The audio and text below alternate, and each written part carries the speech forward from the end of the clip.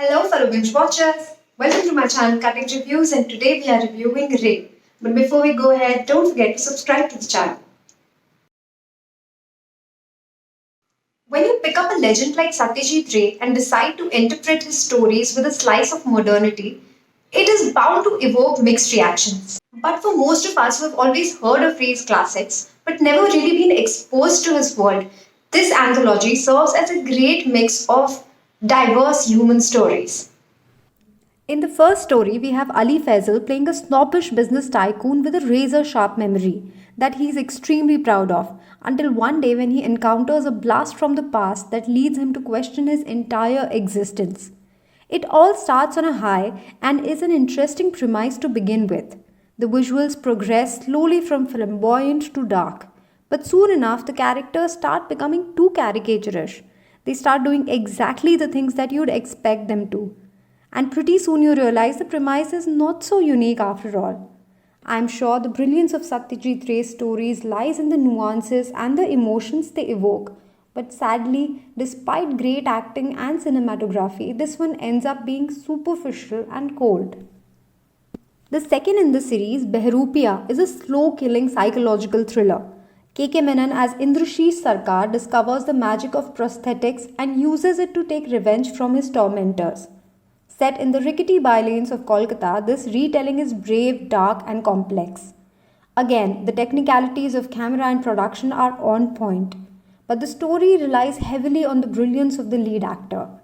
KK Menon does complete justice and more to the absurdity of Indrashish. If you excuse some misplaced dialogues and gimmicky makeovers, this is a powerful watch. I think I declared this one to be my favorite from the trailer itself, and thankfully it does not disappoint. I confess to being totally biased towards Manoj Bajpayee, and I don't think this man can do any wrong. Although after having watched Family Man 2, I felt like how will I ever accept him as anybody but Srikanth? But here he is as Musafir Ali giving full Ghulam Ali vibes in Hangama Kyun Hai Barpa. To match this fantastic theatre vibe, we have Gajraj Rao at his quirky best. The conversations between these two are pure gold and immersively fluid. The visuals transport you to the times of luxurious train journeys and exuberant ghazal mehfils.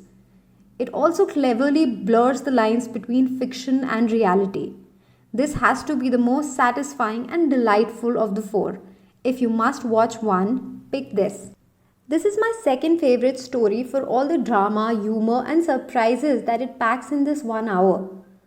Harshvardhan Kapoor brings back his AK vs AK avatar of an entitled, insecure celeb seeking creative satisfaction which might be beyond his capabilities. The film takes multiple digs at Bollywood and Gen X, some clever, some drab.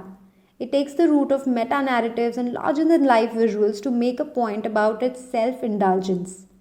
Chandan Roy Sanyal is charming and stands as a pillar to both the eccentric lead character and the novice actor. Radhika Madan makes an impactful cameo and attempts to crease out the imperfections of Spotlight. Contrary to popular opinion, I found this one thoroughly entertaining despite its flaws. Wherever it lacks in depth, Ray scores high on its cast and its technical finesse. If you don't burden it with the expectations equating it to the masterpieces, this anthology is modern experimental cinema and definitely worth a watch.